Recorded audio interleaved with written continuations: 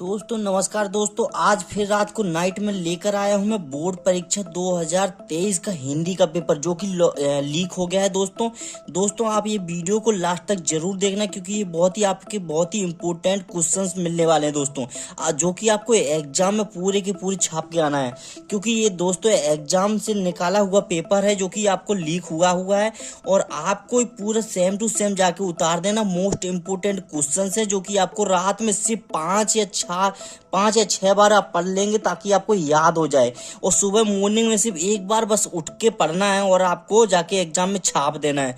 तो दोस्तों इस वीडियो को लास्ट तक जरूर देखना। अगर आप चैनल पर नए हैं तो चैनल को सब्सक्राइब कर लें क्योंकि दोस्तों ये हिंदी का पेपर है। आगे जाके हम आपको हिंदी या जितने भी बोर्ड परीक्षा के पेपर लीक होते हैं वो हम आपको इस वीडियो के माध्यम से आपको इस चैनल पर बता दिया जाएगा। तो चैनल को प्लीज सब्सक्राइब कर लीजिएगा। और दोस्तों हम यहाँ सीरियल नंबर छुपा रखा है हमने ताकि ये पता ना चले कि ये बोर्ड एग्जाम कहाँ से लीक हुआ है। दोस्तों प्लीज ये वीडियो आप सभी के लिए बहुत ही महत्वपूर्ण है। दोस्तों प्लीज इसमें कोई केस वगैरह FIR दर्ज ना करवाएं दोस्तों सिर्फ ये आपके लिए है। आप अगर इसका यूज लायक है आपके लिए तो यूज लीजिए दोस्तों, बकायदा आप इसके क्वेश्चन आंसर देख लीजिए एक बार। तो दोस्तों आपको सबसे पहले बता दें कि इसमें आपको 3 घंटे का टाइम रहेगा और इसमें सभी प्रश्न अनिवार्य हैं दोस्तों। जैसे कि 1 से लेकर 5 तक के वस्तुनिष्ठ प्रश्न जो कि आपको एक एक अंक में पूछे जाएंगे जो कि 25 नंबर के आएंगे। इसमें आपके सही विकल्प रहेंगे, सही जोड़ियां भी आएंगी, रिक्त स्थान भी रहेंगे, सारे प्रकार के 25 अंक रहेंगे दोस्तों। क्रमांक नंबर 6 से लेकर 16 तक के 2-2 अंक के प्रश्न पूछे जाएंगे जहाँ की आपके इसकी लिमिट सीमा 30 तक ही करना है। उसके बाद आता है दोस्तों आपको 17 से 19 तक के प्रश्न में आपको 3-3 अंक के पूछे जाएंगे जिसमें से आपको 30 से लेकर 75 शब्दों तक ही लिखना है। और दोस्तों इसमें 20 से 25 तक के प्रश्न जो पूछे जाएंगे वो 4-4 अंक के ही पूछे जाएंगे। उसकी सीमा आपको 75 से 120 शब्दों में ही लिखना है। अगर बाय चांस कोई क्वेश्चन नहीं आता है तब आप उसमें थोड़ा फेंका फेंकी कर सकते हैं, यानी 120 से 150 तक लिख सकते हैं ताकि एग्जामिनर 4 से या 3-4 के बीच में ही नंबर दे दोस्तों। इसके बाद बात करते हैं ये 26 से लेकर 27 के बीच में ये 5-5 अंक ये आपका इसमें 120 से लेकर 150 तक के शब्दों में आप लिख सकते हैं। आराम से आपको ये लिख के आना है दोस्तों। इसके बाद दोस्तों 28 में से लेकर 10 अंक का आता है जो कि आपको इसमें निबंध दिया जाता है, जो आपको पता है रूपरेखा या निबंध होता है। ये 7 नंबर का निबंध होता है और 3 नंबर की रूपरेखा जो कि आपको 200 से 250 शब्दों में लिखना होता है दोस्तों। आपको कोई एग्जाम पेपर में कोई छोड़ के नहीं आना है। अब दोस्तों देख लेते हैं कि आपके इसमें इंपोर्टेंट क्वेश्चंस कौन से आने वाले हैं। आप एक बार इसको पढ़ के जरूर जाना दोस्तों। तो दोस्तों सबसे पहले हम आपको बता देते हैं दोस्तों, ये पेपर हमने आपको बताने में थोड़ा लेट किया है क्योंकि हम थोड़ा सॉल्व करने लग गए थे दोस्तों इसमें देखो सबसे पहले आता है उचित शब्दों का चयन कीजिए, रिश्तेदारों की पूर्ति कीजिए। बालक कृष्ण को सबसे ज्यादा शिकायत किससे थी? तो दोस्तों बलदाऊ से।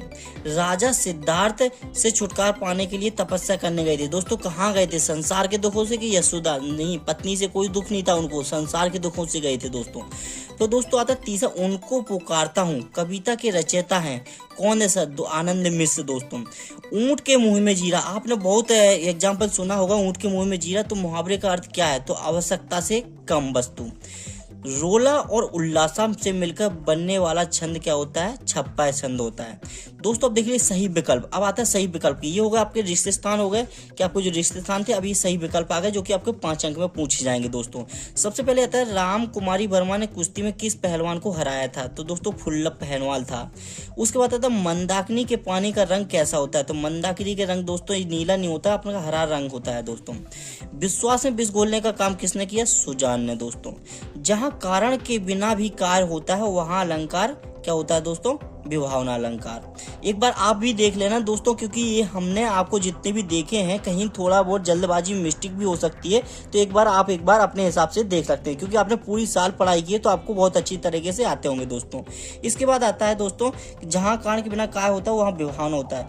हमें पानी दो का शुद्ध रूप है मुझे पानी दो दोस्तों। इसके बाद आता है आपको सत्य असत्य की, तो 10 सत्य से 5 नंबर में पूछे जाएंगे। इसमें आपको क्या लिखना है? मनोहर और सुरबाला वापसी कहानी के पात्र हैं, गलत है।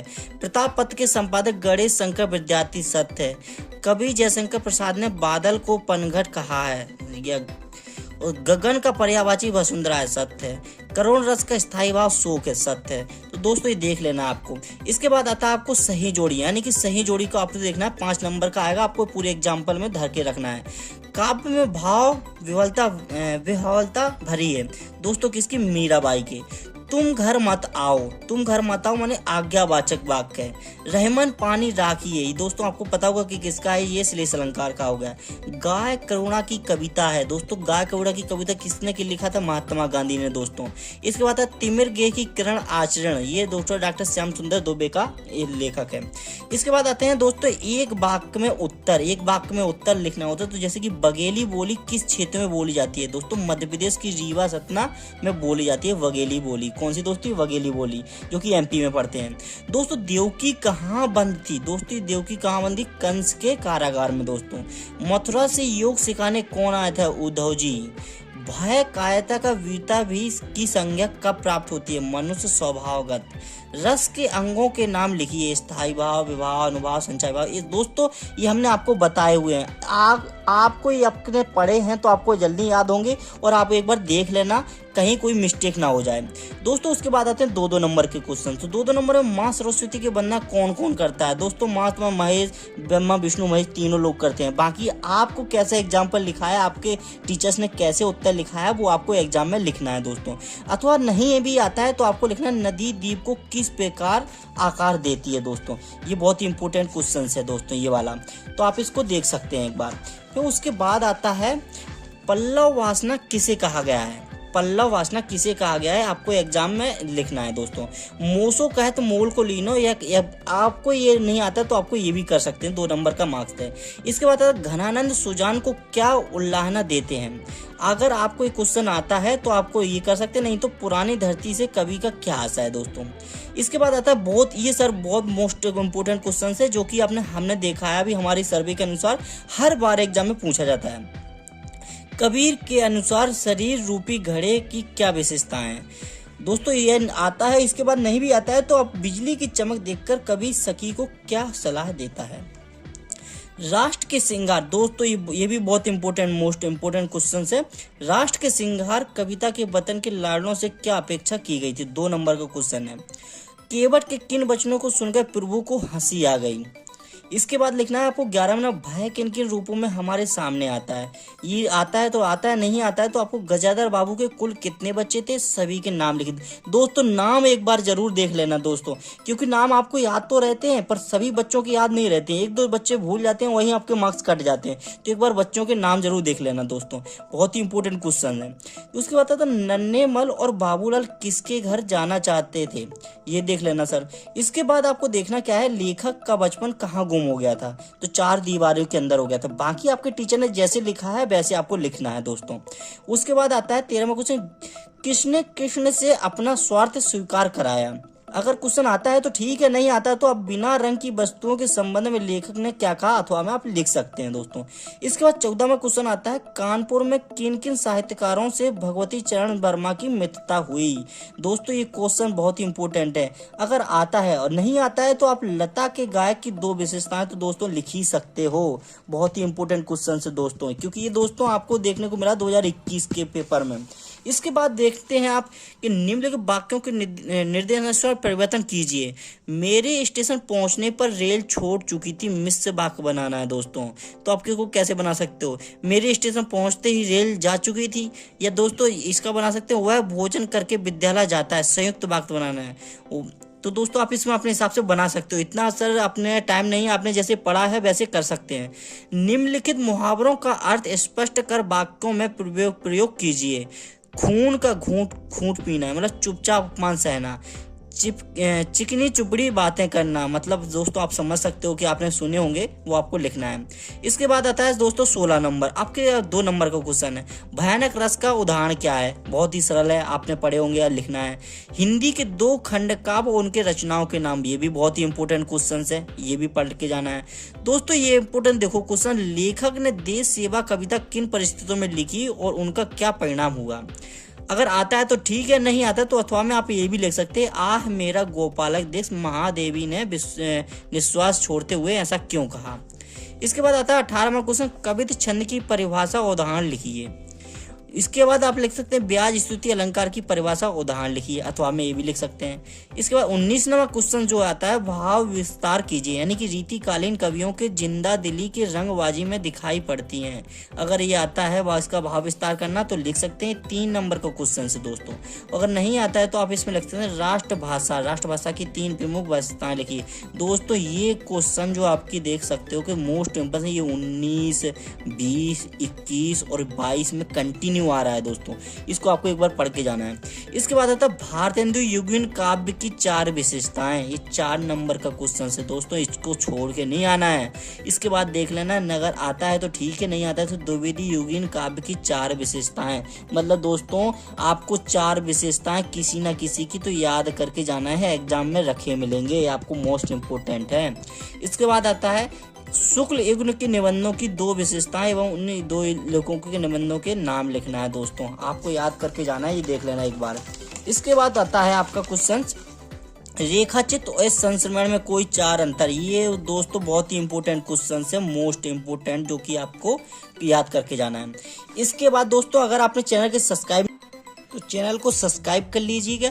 और दोस्तों आपको इसमें बता देते हैं कि इसमें कबीर दास एवं भवानी प्रसाद के काव्य की परिचय की बिंदु के आधार पर लिखना है। 2 रचनाएं, भाव पक्ष, कला पक्ष और साहित्य में स्थान, हमने आपको बताया था दोस्तों कि आपको ये याद करके जाना ही जाना है, ये याद होना चाहिए। इसके बाद अगर आपको ये नहीं आता है तो मुझे कमेंट सेक्शन में जरूर बता दीजिएगा दोस्तों, हम एक ऐसा पैटर्न बनाएंगे आपको जिससे कि कोई भी कवि का नाम आपको रख देना है, बस उनकी 2 रचनाएं जरूर याद कर लेना और बाकी सब आपको वैसी वैसी लिख देना है, हर कवि में वैसी चिपका देना, आपको फुल मार्क्स मिलेंगे दोस्तों। ये 4 नंबर का क्वेश्चन है। इसके बाद आपको क्या करना है दोस्तों, उदय शंकर भट्ट और उषा प्रिवेदा साहित्य परिचय का बिंदु के आधार पर दीजिए। इसकी 2 रचना, भाषा शैली, दोस्तों इनमें अंतर क्या होता है, इसमें भाव पक्ष कला पक्ष पूछा जाता है, इसमें भाषा शैली पूछी जाती है। इसके बाद लिखना है गद्यांश, संदर्भ, प्रसंग और व्याख्या। गद्यांश है ये दोस्तों, इसमें संदर्भ लिखना है, प्रसंग लिखना है और इसकी व्याख्या लिखना है। दोस्तों आप इसमें से छांट के लिख सकते हैं कि इसमें किसके बारे में पूछा गया है, क्या लिखना है। इसके बाद आपको क्या लिखना है, अथवा में भी वही दिया है, निम्नलिखित पद्यांश, पद्यांश का में आता है संदर्भ, प्रसंग और इसकी भी व्याख्या लिखना है, जो कि आप इसमें लिख सकते हैं, अथवा में भी दिया हुआ है। 26वां क्वेश्चन क्या बोलता है कि गद्यांश को पढ़कर दिए गए प्रश्नों को उत्तर दीजिए। इसमें से आपको लिखना है, इसमें से प्रश्न छांटना है, और जो कि प्रश्न पूछे सफलता प्राप्ति का मूल मंत्र क्या है, समय दोस्तों, क्योंकि सफलता का मूल मंत्र क्या है, समय का सदुपयोग ना करना, तो समय। मनुष्य की सफलता क्यों टल जाती है, इसमें से छूटना है। उपयुक्त गद्यांश का उचित शीर्षक क्या है, इसमें सफलता है।